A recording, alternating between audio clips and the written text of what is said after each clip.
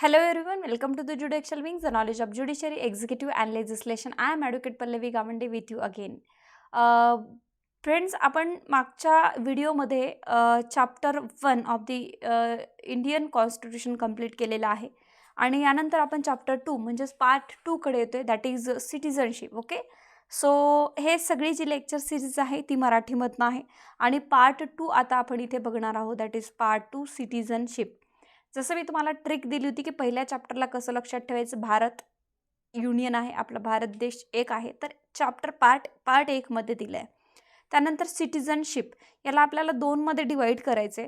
त्याच्यामध्ये citizenship, okay, citizen, okay, आपण पहिले सिटिझन काढू शकतो अँड देन प्लस शिप.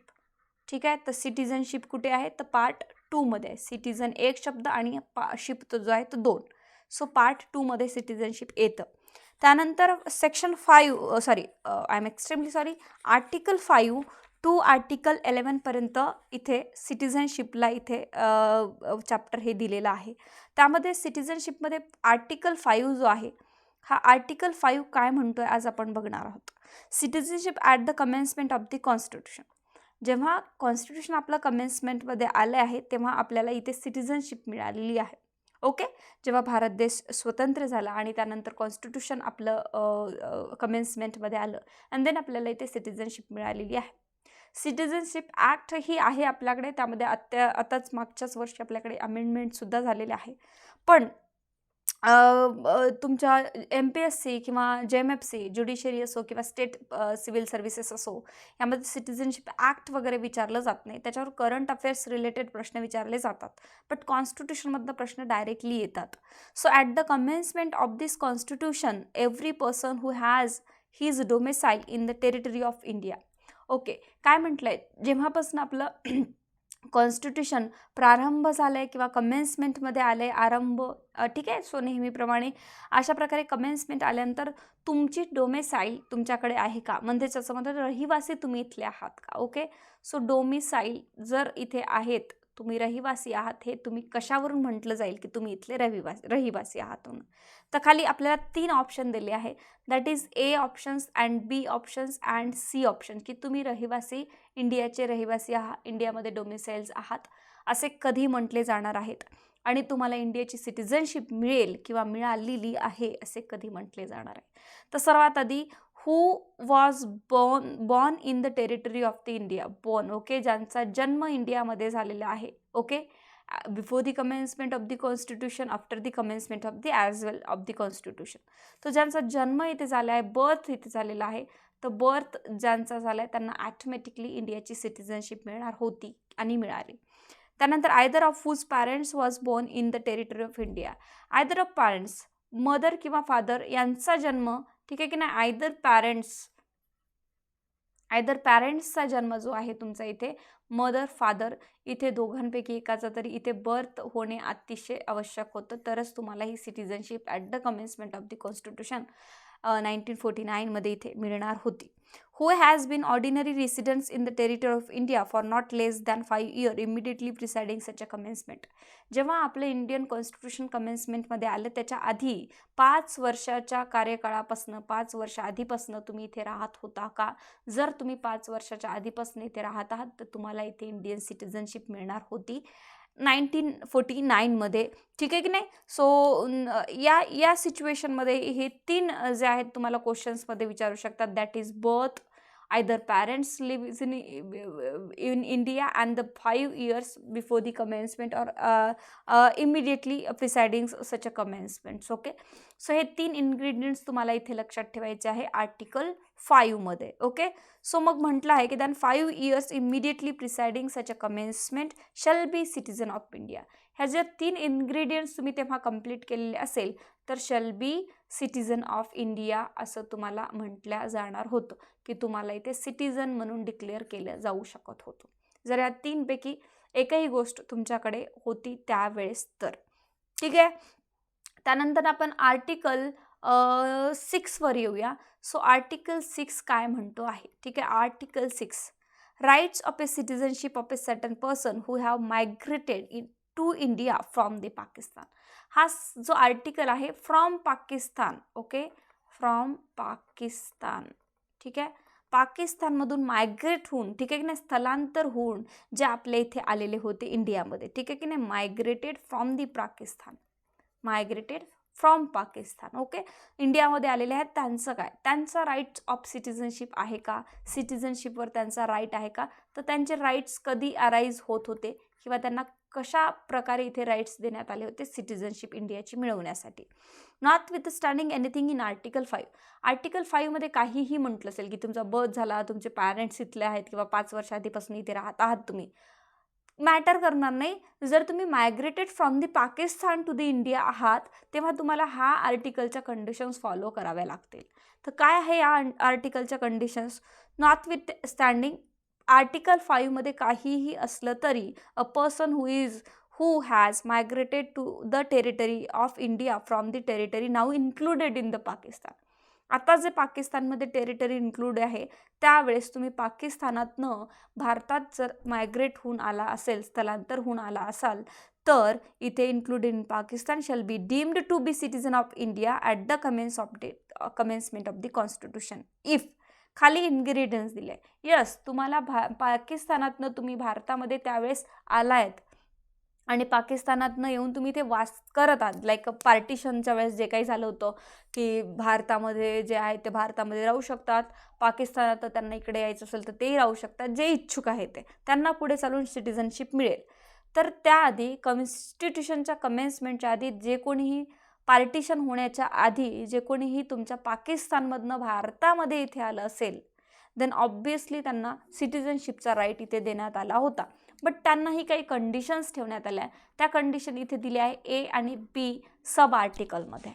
तर बघूया, he or either of his parents or any of his grandparents was born in India, but तुम्ही directly पाकिस्तानची सिटिझनशिप सोडून इथे आलेला आहात त्यांना ही कंडिशन्स लागू होणार नव्हती.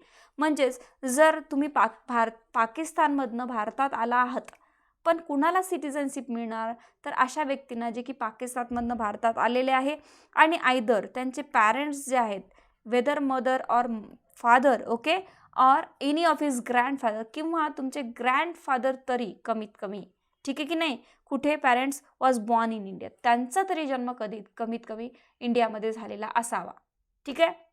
म्हणजे कधीतरी याआधी तुमचे पॅरेंट्स, ग्रँडफादर्स पॅरेंट्स इथे तुम्ही इथे जन्म झालेला असावा, नंतर ते पाकिस्तानात गेले असेल तर तुम्हाला इथे स्थलांतर होऊन at the commencement of the constitution पाकिस्तानातनं स्थलांतर होऊन इथे सिटिझनशिप मिळू शकली असती जर ही कंडिशन पूर्ण असतील.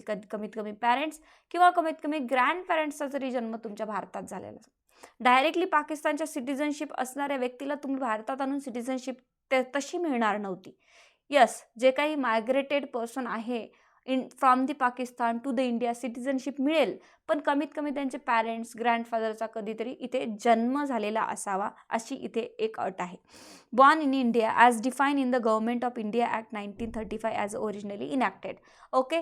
Before commencement of the constitution आपल्याकडे गव्हर्नमेंट ऑफ इंडिया ॲक्ट होता आणि गव्हर्नमेंट ऑफ इंडिया ॲक्टलाच आपण फॉलो करत होतो. तर गव्हर्नमेंट ऑफ इंडिया ॲक्ट कमेन्समेंटच्या इथे ओरिजिनली इनॅक्ट झाला, त्यामध्ये जे काही कंडिशन्स दिलेल्या आहेत त्यानुसार तुम्हाला इथे सिटिझनशिप मिळू शकते. जर तुम्ही पाकिस्तानातनं मायग्रेट होऊन भारतात आलाय, मग भारतातली सिटिझनशिप पाहिजे असेल, तुम्हाला पाकिस्तान सोडायचं असेल तर तुमचे पॅरेंट्स किंवा ग्रँड पॅरेंट्स इथे कुणाचा तरी जन्म झालेला असावा, ठीक आहे. त्यानंतर पुढे येऊया आपण. बी कंडिशनमध्ये परत एक यांनी सब आर्टिकल दिलेला आहे. In the case where such a person has so migrated before the 19th day of July 1948, okay. So तुम्ही इथे जे आहे ते 1948 जुलै, ओके, किती आहे 19th day of 19th day, ठीक आहे, of 1948. He has been ordinarily reside in the territory of India since the date of his migration. Okay, since the date of your migration 1948 July 19 च्या आधी तुम्ही इथे राहत आहात. Okay, so in the case where such a person so migrated before 1948, तुम्ही तिकडनं migrate होऊन 1948च्या इथे आधी आलात, सो ऑर्डिनरी रिसाइड्स करत आहात, म्हणजे 1948च्या आधीच तुम्ही मायग्रेट होऊन भारतात आलाय. कुठून? From the Pakistan. आणि इथे तुम्ही रहिवासी आहात, तेव्हापासून राहत आहात तरीही तुम्हाला इथे सिटिझनशिप मिळू शकते. सेकंडमध्ये सांगितलं आहे बीच्या इथे तुम्हाला कधी पण याच कंडिशनवर, ओके, पहिल्या. त्यानंतर सेकंडमध्ये सांगितलं in the case where such a person has so migrated on or after the 19th day of July. But तुम्ही मायग्रेट होऊन तर आलाय पण 19 जुलै 1948च्या नंतर आला आहात, okay. He has been registered as a citizen of India by an officer appointed in that behalf by the government of the dominion. जर 1948 जुलै 19 जुलै 1948च्या नंतर तुम्ही इथे आला आहात, देन इन दिस सिच्युएशन तुम्हाला काय करावं लागत होतं, तुम्हाला रजिस्टर करून घ्यावी लागेल आता, ठीक आहे की नाही. काय रजिस्टर करून घ्यावी लागेल, तुमची सिटिझनशिप. जे कोणीही त्यावेळेस इथे रजिस्ट्रेशन ऑफ द सिटिझनशिपसाठी ऑफिसर अपॉइंट केला होता, जे कोणीही मायग्रेटेड पर्सन आहे, जे पाकिस्तानमधनं भारतात येत आहेत, तर ती या डोमेनमध्ये इथे जर असं कोणी ऑफिसर अपॉइंट केला असेल तर डेफिनेटली तुम्हाला इथे काय करावं लागेल, रजिस्टर्ड आता सिटिझनशिप घ्यावी लागणार आहे आफ्टर 1948च्या नंतर. देन पुढे सांगितलं आहे behalf of the government of Dominion of India on an applications made by him therefore to such officer before the commencement of the constitution in the forms and manner prescribed by the government. जे की manner forms prescribe केलेल्या गव्हर्नमेंटनी त्यानुसार, okay. Then समोर येऊया आपण आता. Provided that no person shall be so register unless he has been resident in the territory of India for at least 6 months immediately presiding the date of his application. But registered सिटिझनशिपही तुम्हाला मिळणार होती 1948च्या नंतर जरी आलात तुम्ही. पहिले 1948च्या आधी आलात, तुमचे पॅरेंट्स ग्रँडपॅरेंट्स तिथे जन्म घेतला तर तुम्हाला सिटिझनशिप मिळते. 1948च्या नंतर आलात तर तुम्हाला citizenship by the way of registration मिळवायची होती as per the prescribed rule by the government dominion, okay. But आता 1948च्या नंतर जर तुम्हाला सिटिझनशिप मिळवायची असेल, while more over the registration करून हरकत नाही, बट तुम्ही कमीत कमी 6 months इंडियामध्ये राहिलेली व्यक्ती असावी तरच तुम्हाला रजिस्टर्ड सिटिझनशिप मिळेल, असं इथे सांगितलं आहे, okay. So please remember it की अशा प्रकारे तुम्हाला Indian citizenship that persons which is migrated from the Pakistan to the India at 1948, okay, at the our independence era this is, okay. So अशा प्रकारे तुम्हाला सिटिझनशिप मिळतीये, बट हा वे होता त्यावेळेस सिटिझनशिप मिळवण्याचा. आता हे कुठल्याही प्रकारे लागू नाही आहे. नवीन सिटिझनशिप ॲक्ट आलेला आहे आपल्याकडे, त्या ॲक्टनुसार आपण इथे सिटिझनशिप मिळवतो, ठीक आहे. सो नेक्स्ट आर्टिकलकडे वळूया आपण, ठीक आहे. नेक्स्ट आर्टिकल आपला आहे आर्टिकल 7, ओके. सो मी इथे आर्टिकल 7 लिहिती आहे. So what is article 7 here, right of a citizenship of a certain migrant to Pakistan, okay. Rights of a citizenship, अशा व्यक्तींना सिटिझनशिप मिळण्याचे rights certain migrated to Pakistan, भारतातनं ते तिकडे गेलेले आहेत, ओके. सो बघूया. Notwithstanding anything in Article 5 and 6, a person who has after the first day on March 1947, okay. काय म्हटलं, नॉटविथस्टँडिंग एनिथिंग आर्टिकल 5 मध्ये काही सांगितलं असेल तरी ते तिथपर्यंत लिमिटेड आहे. आर्टिकल 6 मध्ये काही सांगितलं असेल तर ते तिथपर्यंत लिमिटेड आहे. But a person who has after the first day of March, okay, 1 March 1947 रोजी किंवा आफ्टर फर्स्ट डे 1 मार्च 1947च्या नंतर migrated from the territory of India, okay, to the territory now included in Pakistan. 1 March 1947 नंतर जर भारत सोडून, ठीक आहे की नाही, भारत सोडून, इंडिया सोडून तुम्ही पाकिस्तानाच्या टेरिटरीमध्ये गेलात, ठीक आहे की नाही, पाकिस्तानच्या टेरिटरीमध्ये जर जात आहात तर काय होणार, migrated from the territory of India to the territory now included in Pakistan shall not be deemed to be the citizen of India. त्यांना आम्ही सिटिझन म्हणणार नाही इंडियाचं. जर 1 मार्च 1947च्या नंतर तुम्ही इथे भारत सोडून पाकिस्तानच्या टेरिटरीमध्ये राहण्यास गेलात तर, स्थलांतर झाला तर तुम्ही इंडियाचे सिटिझन नाही आहे. provided that nothing in this article shall apply to a person who, after having so migrated to the territory now included in Pakistan, has returned to the territory of India under the permit for resettlement or permanent return issued or under the authority of any law, and every such a person shall, for purpose of the clause B of article 6, be deemed to have migrated to the territory of India after the 19th day of July 1948. Definitely. मग तुम्हाला जर इथे आता 1 मार्च नंतर तुम्ही 1947मध्ये भारत सोडून पाकिस्तानात स्थलांतर झाला, पण परत तुम्हाला रिसेटलमेंट करायचं आहे, रिसेटलमेंट व्हायचं आहे भारतामध्ये, तर तुम्हाला आर्टिकल 6मध्ये क्लॉज बी मध्ये जे म्हटलं आहे की रजिस्ट्रेशन, ठीक आहे, तुम्हाला रजिस्टर्ड सिटिझनशिप मिळवणं गरजेचं आहे. आणि क्लॉज बी मध्ये जे नियम सांगितले आहे की गव्हर्नमेंट ऑफ इंडिया ॲक्ट किंवा मग 6 months before resident in the India, आणि त्यानुसार रजिस्टर इंडियनशिप तुम्ही मिळू शकता, जे की आताही कोणी मिळू शकतं. पण as per now new Indian citizenship act आता आपल्याला त्या थ्रू जावं लागणार आहे, जेव्हा की आपण आधी गव्हर्नमेंट ऑफ इंडिया ॲक्टचे जे नियम होते ते वापरत होतो. बट आता मात्र आपल्याला सिटिझनशिप ॲक्टनुसार जावं लागणार आहे जर आपल्याला रिसेटलमेंट व्हायचं असेल कुठून, पाक या टेरिटरीमधनं भारतामध्ये. So this is a now not in force actually. Article 8मध्ये येऊया आपण. Rights of citizenship of a certain person of Indian origin residence outside India. Okay, rights of a citizenship of certain person. इथे सांगते सगळीकडे राईट्सबद्दलच सांगितलं आहे, ठीक आहे की नाही. सिटिझनशिपचे राईट्स काय, सिटिझनशिप तुम्ही कशी वापरू शकता किंवा कशी मिळणार आहे.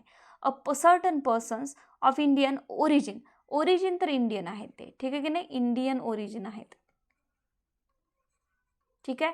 But they are now right now they live outside India. Okay, outside India यांना आपण काय म्हणतो, यांना NRI म्हणतो आपण, ठीक आहे की नाही. आउटसाइड इंडियामध्ये राहत आहेत ते NRI, ठीक आहे की नाही, non register citizen of India, ठीक आहे की नाही, non residents in India.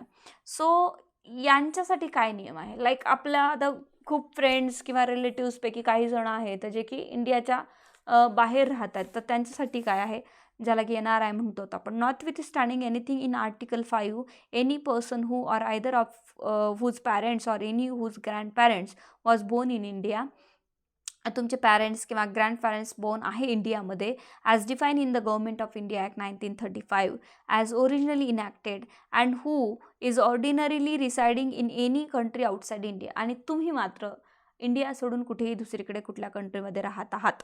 And who is ordinary reside outside India as so define shall be deemed to be a citizen of India if he has been registered as a citizen of India.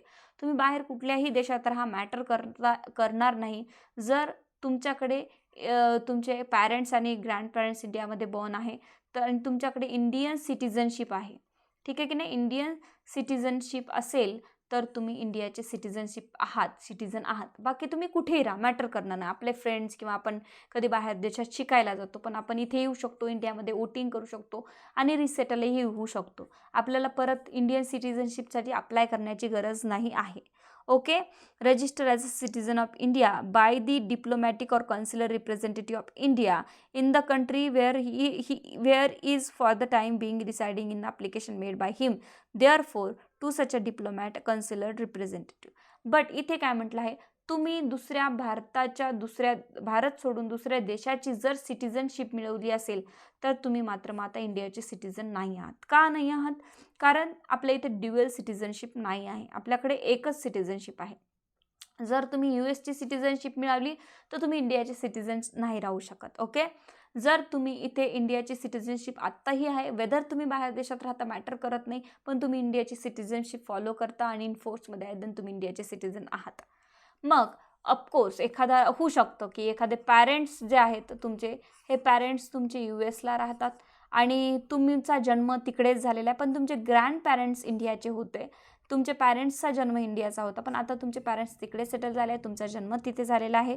या सिच्युएशनमध्ये तुम्ही as per the registrations which is the representative consular diplomatic जे काही relations आहेत तुमच्या country आणि इंडियाचे, त्यानुसार तुम्ही इथे इंडियन सिटिझनशिप रजिस्टर सिटिझनशिप मिळू शकता, not a matter. Okay, but एकच टाईम तुम्ही 2 देशाची सिटिझनशिप नाही मिळू शकत, ठीक आहे. सो आर्टिकल 8मध्ये ते सांगितलं आहे, जे कोणीही NRI आहेत ते तिकडे राहतात तर इथे येऊ शकतात, इंडियन सिटिझनशिप मिळू शकतात, ज्यांचे पॅरेंट्स किंवा ग्रँड पॅरेंट्स जे आहेत ते इथे बॉर्न इन इंडिया आहेत. Okay, like that. आणि जर just for the education purpose किंवा कुठल्याही पर्पजसाठी तुम्ही तिकडे आहात पण तुमची इंडियन सिटिझनशिप जर बरकरार असेल तर तुम्ही इंडियन सिटिझनच आहात. त्यानंतर आर्टिकल 9मध्ये आपण येऊया. आर्टिकल 9 काय म्हणतो आहे? सो आर्टिकल 9 म्हणतो आहे person voluntary acquiring citizenship of a foreign state not to be the citizen. Okay, जसं मी सांगितलं की आपल्याकडे ड्युअल सिटिझनशिप नाही आहे. ओके, आपल्याकडे सिंगल सिटिझनशिप आहे. ठीक आहे की नाही? सिंगल सिटिझनशिप काय आहे? तर सिंगल सिटिझनशिप म्हणजे आपण फक्त एकच इंडियाची जर सिटिझनशिप आपल्याकडे असेल तर आपण आपल्याकडे इंडियाची सिटिझनशिपच आपल्याला मिळवणं गरजेचं आहे. ठीक आहे की नाही? सिंगल. सो सिंगल सिटिझनशिप अत्यंत गरजेची आहे. आपण US ची आणि इंडियाची सिटिझनशिप सायमल्टेनियसली ठेवू शकत नाही.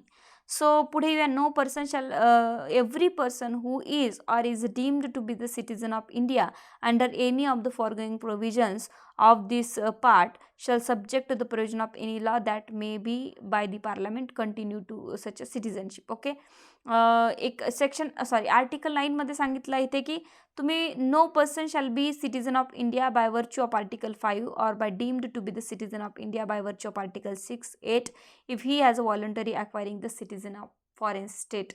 कुठल्याही फॉरेन स्टेटची जर तुम्ही इथे कुठल्याही फॉरेन स्टेटची जर सिटिझनशिप मिळवली असेल तर डेफिनेटली तुम्ही इंडियाची सिटिझनशिप गमावली आहे असं आपण म्हणू शकतो. कुठल्याही प्रकारे तुम्हाला इथे इंडियाची सिटिझनशिप एनफोर्समध्ये राहू शकत नाही, कारण एकच इंडियाची सिटिझनशिप तुमच्याकडे असेल तर तुम्ही दुसऱ्या देशाची मिळू शकत नाही. We have the single citizenship rules. Okay, नाव 10th सांगितलं continuous of a right of a citizenship. Okay, rights कधीपर्यंत कंटिन्युअसमध्ये राहणार आहे तुमचे? तर जोपर्यंत तुमची सिटिझनशिप सीज होत नाही. राईट ऑफ द सिटिझनशिप म्हणजे काय? रूल 10मध्ये सांगतायत की जोपर्यंत तुमची सिटिझनशिप इन्फोर्समध्ये आहे तोपर्यंत तुम्ही वोट करू शकता, ॲज अ सिटिझन म्हणून तुम्ही इंडियामध्ये वावरू शकता आणि जे काही राईट्स तुम्ही ॲज अ सिटिझन तुम्हाला मिळायला पाहिजे ते तुम्हाला मिळतील. पण कधी? जोपर्यंत तुमची सिटिझनशिप सीज्ड होत नाही. सीज्ड म्हणजे काय? एक तर तुम्ही व्हॉलंटरीली इंडियन सिटिझनशिप तुम्ही सोडून दुसऱ्या कंट्रीची सिटिझनशिप घेतली असेल तर तुमची सिटिझनशिप सीज्ड होईल. सेकंड थिंग आहे तुमची की तुमची कुठलीही गव्हर्नमेंट ऑफ इंडियाने कुठल्याही कारणास्तव तुमची सिटिझनशिप सीज्ड केली असेल तर okay, government of India citizenship ceased करू शकतं फक्त. ठीक आहे की नाही? तर तुमची अशा प्रकारे इंडियन सिटिझनशिप सीज्ड केली असेल तरच ती तुमची सिटिझनशिप सीज्ड होणार आहे. मग ती कंटिन्यूमध्ये राहणार नाही आणि सिटिझनशिप तुमची संपुष्टात येईल. ओके, अशा प्रकारे.